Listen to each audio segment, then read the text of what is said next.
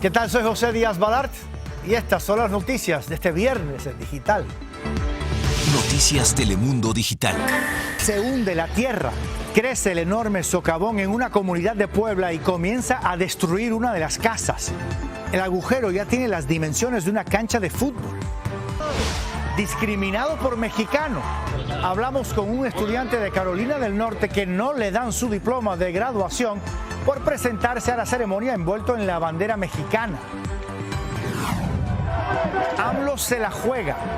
México afronta en 2 días las elecciones más grandes de la historia que pondrán a prueba la popularidad de López Obrador. Julio Vaqueiro desde Ciudad de México nos cuenta en minutos qué dicen las encuestas. El enorme socavón de más de 300 pies de largo sigue creciendo en una comunidad de Puebla, México. El gigantesco hoyo amenaza con llevarse todos los cultivos y viviendas de los alrededores. Víctor Silva habló con los vecinos que temen perderlo todo. Pues ese día le digo que se escuchó como un trueno por abajo. El terror se sintió desde la ventana de Adolfo, cimbró la tierra y devoró todo a su paso. Entonces nosotros acudimos ahí al lecho donde estaba el socavón y más que nada vimos impactante cómo se iba deslavando y estaba a pocos metros. Así estaba hoy el socavón que se abrió el sábado en el municipio de Santa María Zacatepec. Ha triplicado su tamaño y ha comenzado a destruir la casa más cercana. El miedo de Adolfo es que su vivienda, que se encuentra a pocas millas del lugar, también se derrumbe. Se han presentado una serie de grietas aquí en mi casa, pues yo digo que a lo mejor por los movimientos de la tierra. Protección Civil inspecciona 11 viviendas a la redonda. Mientras tanto, en el área afectada, geólogos expertos y autoridades estatales investigan las posibles causas que provocaron el fenómeno para evitar que continúe creciendo.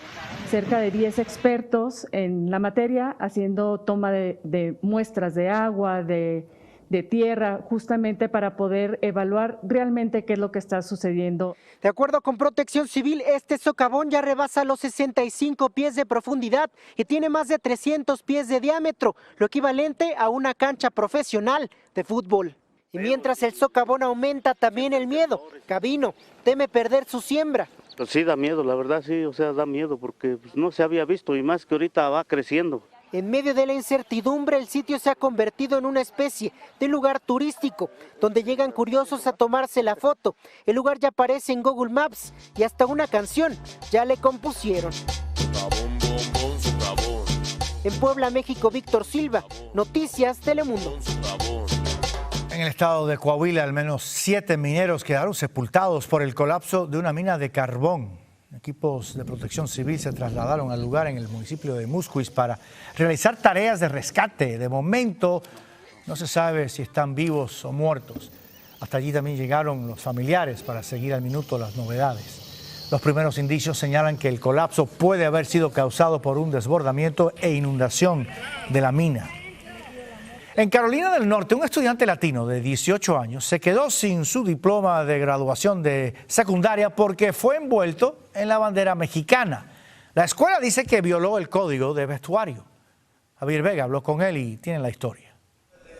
Estudiante de excelencia, hijo de inmigrantes, Ever Martínez acudió a su graduación en Ashboro, Carolina del Norte, envuelto en la bandera mexicana.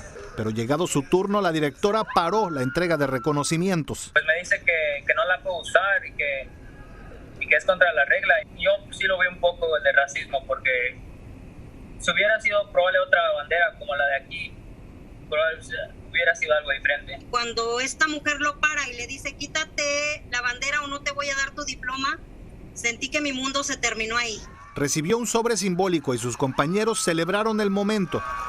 Pero tras la ceremonia, a la hora de recoger el diploma, este le fue negado, algo que él y varios estudiantes cuestionaron a este académico y que después la directora explicó a los padres. Ella quiere que Ever se disculpe con ella para poderle entregar el diploma porque ella dice que lo que Ever hizo fue como una burla que le hizo a América. Yo no le voy a pedir disculpas o nada, ella es la que me que pedir una, ¿sabes? Porque yo no hice nada malo.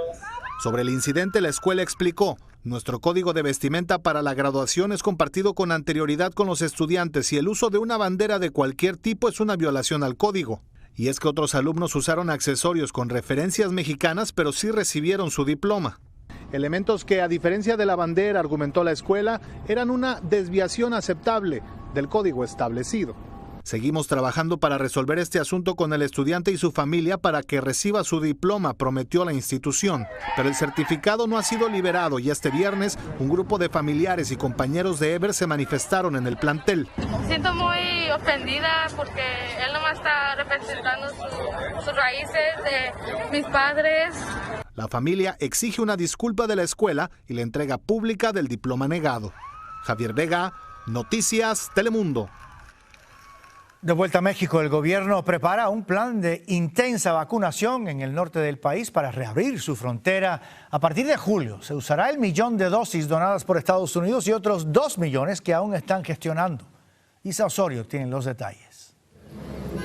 Es la garita de San Isidro en Tijuana, donde el cierre de fronteras desde el año pasado por la pandemia del coronavirus complicó los cruces fronterizos para los habitantes del lado mexicano. Y es increíble el número de gente que se acumula para cruzar. Eran 2 horas y ahora estoy seguro que son más de 3 horas.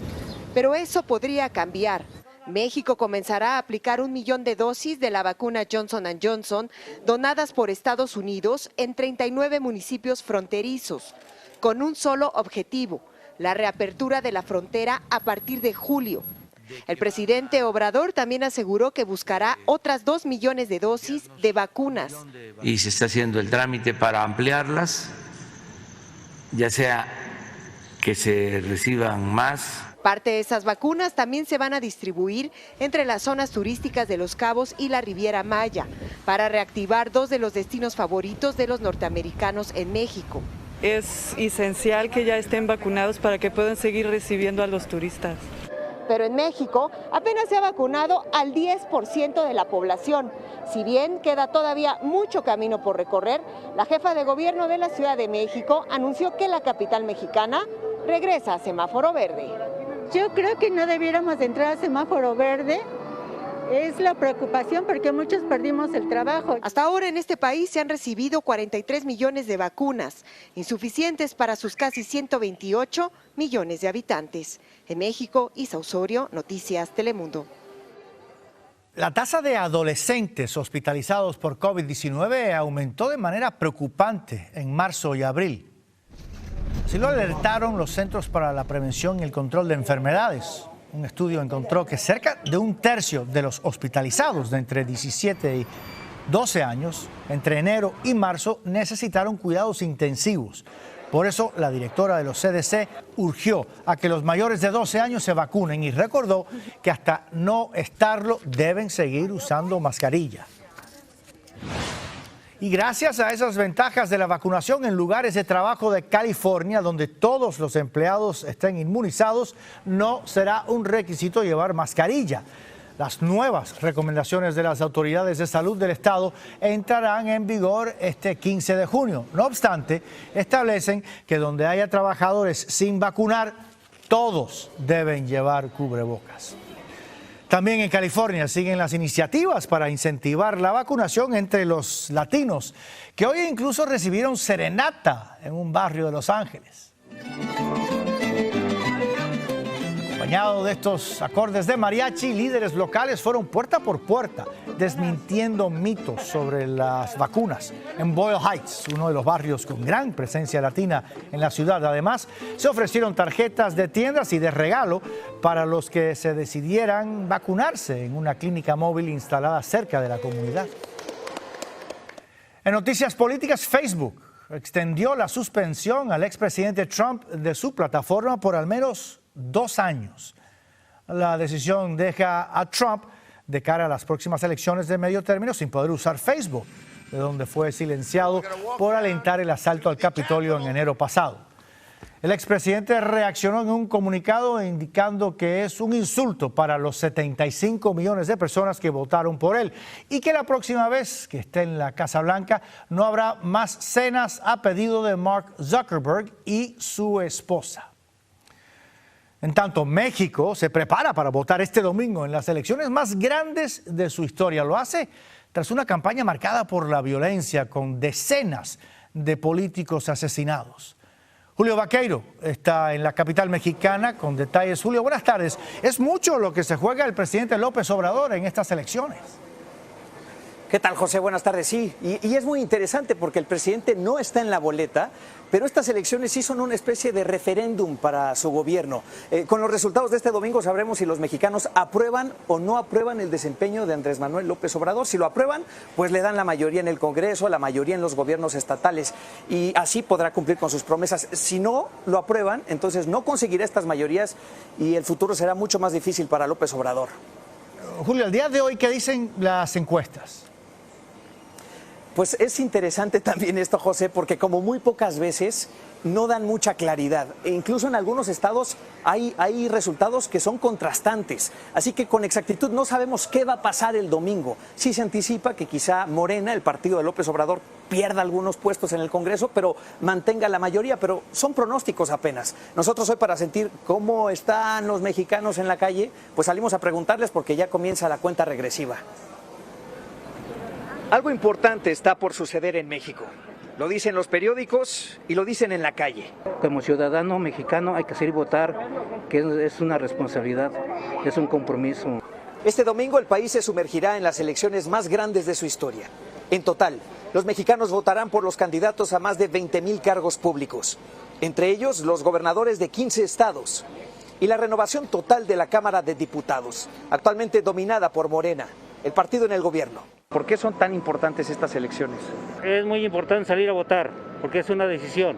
Y vuelvo a repetir, esperemos respeten nuestra decisión de voto y no sean manipuladas. El presidente López Obrador no está en la boleta, pero es casi como si estuviera. Que hay que participar. Muchos mexicanos irán a votar con él en mente. Había muchas promesas que sí podían cumplirse, pero vemos que no se han cumplido, ¿no? Este gobierno trata de sacarnos adelante a todos. Los resultados de esta elección definirán si López Obrador y Morena, su partido, conservan suficiente poder para impulsar su agenda de gobierno. A nivel local, esta batalla por el poder cuesta la vida. Más de 80 políticos han sido asesinados en todo México desde septiembre. Estas han sido unas campañas violentas y hay quienes dicen que también son las más importantes de la historia de México por todo lo que está en juego. Pero a pesar de esto, han sido también unas campañas marcadas por la frivolidad. Movimiento Naranja. Pocas protestas y muchos videos virales. Candidatos que recurren al TikTok para llegar a sus electores. Ratas de dos patas, los mismos de siempre. Bailes y canciones. El espectáculo con el fin de ganar votos. Son ridículos, porque nada prometen, ¿sí? Nada más es ganarse el voto a base de show baratos. La cita en las urnas es en 2 días. Más de 90 millones de mexicanos están llamados a participar este domingo. Insistimos, son las elecciones más grandes en la historia de México, también han sido las más violentas. Ya sabemos, más de 100,000 efectivos, 100,000 policías estarán resguardando las urnas. José, y nosotros estaremos todo el fin de semana aquí para informarles. Julio Vaqueiro desde el Zócalo capitalino, muchísimas gracias. Por cierto, también este domingo los peruanos irán a las urnas, en este caso para decidir quién será el futuro presidente del país. El izquierdista Pedro Castillo y la derechista Keiko Fujimori cerraron anoche sus campañas con vistas a la segunda vuelta de unas elecciones en las que las encuestas anticipan que se definirán voto a voto. Mientras Castillo, un maestro de escuela, promete sacar al país de la crisis con un cambio de sistema, la hija del expresidente Fujimori pide que la voten para salvar a Perú del comunismo. Hoy se realizaron en Indianápolis los funerales para Magabi, la niña guatemalteca de 9 años que falleció en marzo pasado en el Río Bravo al intentar cruzarlo con su mamá y su hermanito. Rubén Pereira habló con su desconsolada familia. Yo la quise proteger de la misma muerte, pero no pude. No me pude salvar a mi criatura. Ya han pasado más de 2 meses desde que falleció su hija Magabi, de 9 años, y no existe consuelo para Araceli, quien en esta funeraria de Indianápolis se prepara para darle el último adiós. Estoy muy arrepentida de haberme venido, pero ya no puedo hacer nada ya, más que entregársela a Dios desde el primer día que ella dejó de verme. Fue el pasado mes de marzo cuando Araceli cruzó el río Bravo junto con Magabi y su hijo Damián Alexander, de 3 años, con la ilusión de reunirse con el padre de la familia en Estados Unidos, pero Magaby se soltó de la mano de su mamá y murió ahogada. Me siento desconcertado, triste, porque realmente perder un hijo duele mucho. Misma tristeza que ha invadido a los familiares de Magaby en Estados Unidos y los que viven en esta humilde aldea en el oriente de Guatemala.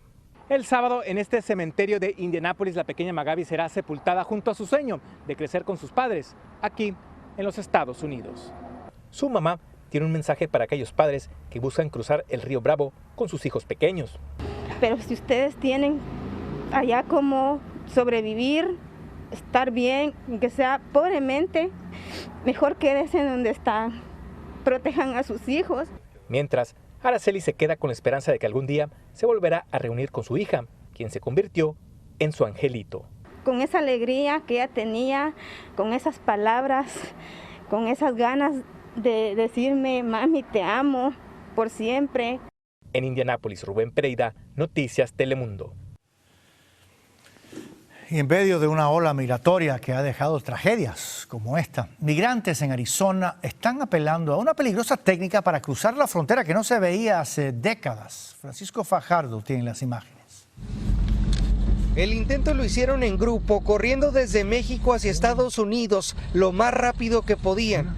Ocurrió en el puerto fronterizo de San Luis, Arizona, a plena luz del día. Corrieron todos hacia adentro donde estaban todos los carros y fueron hacia todos lados. No había un lugar como que todos se fueron en la misma dirección, ¿verdad? El hecho sorprendió tanto a automovilistas como al oficial de aduanas y protección fronteriza que aparece en la grabación deteniendo a un joven, mientras otros siguen corriendo ya en suelo estadounidense.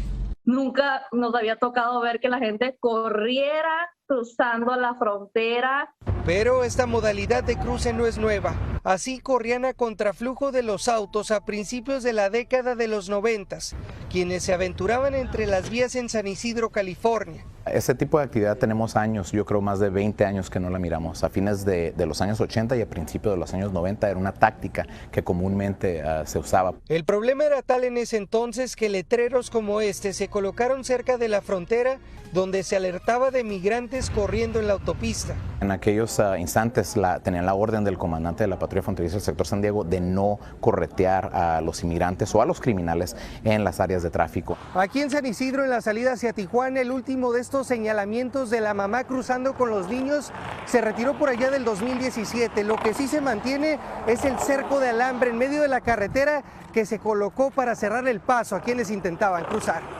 Activistas temen que formas de cruce como esta que se creía extinta se reactiven, sumándose a peligrosas rutas en desiertos o ríos. Esto habla de las presiones que está enfrentando la comunidad migrante, la comunidad desplazada, principalmente de Centroamérica. Francisco Fajardo, Noticias Telemundo. Síguenos en nuestras redes sociales para más noticias y visite noticiastelemundo.com.